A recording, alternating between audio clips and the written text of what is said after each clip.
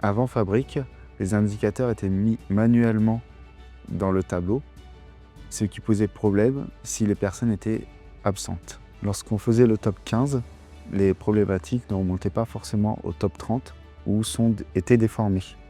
C'est-à-dire que vous n'avez pas forcément la bonne information lors du top 30.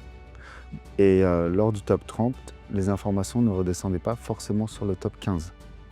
Avant la mise en place de Fabric, nous rencontrions plusieurs problématiques dans le management de la qualité, notamment le manque de communication entre le service qualité et la production, et également entre les différentes équipes, notamment avec l'équipe de nuit. Les informations et les consignes avaient du mal à redescendre entre les différentes équipes. Nous avions également la problématique du suivi des plans d'action sur le top 3 des défauts. Donc, auparavant, nos top 3 étaient notés sur les tableaux blancs des AIC et le lendemain, on venait les effacer, donc on perdait le suivi et la traçabilité.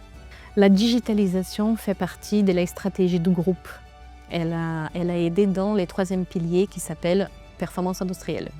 Avec la digitalisation, on souhaitait avoir un support aux équipes support directement du terrain, donner plus d'autonomie aux équipes pour qu'ils puissent tout seuls remonter les irritants et les points qui bloquent envers les objectifs de site.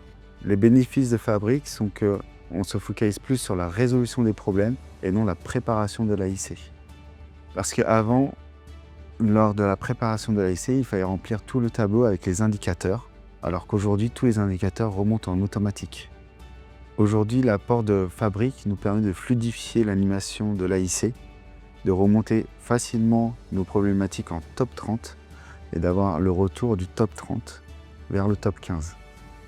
Ce que j'apprécie bien, c'est avoir la possibilité d'analyser les problèmes directement dans l'outil.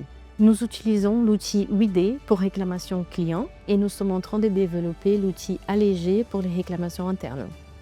Alors au niveau du service qualité, les fonctionnalités qu'on utilise le plus de Fabric, ça va être les lots bloqués internes. Donc ça nous permet de mieux gérer et de mieux organiser les traits avec la production. Alors les bénéfices de Fabric au niveau du management de la qualité sont que les analyses sont mieux cadrées et mieux suivies, que la production est davantage impliquée. Nous avons également la réalisation des actions qui est améliorée au niveau des délais et des suivis.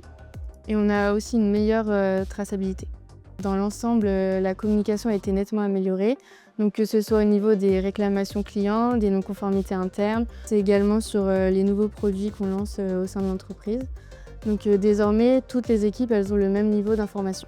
Grâce à Fabric, on a un outil centralisé, ça génère moins de stress entre les équipes et qui fait aussi les liens avec les équipes support. Et on peut vite remonter les problèmes directement du terrain.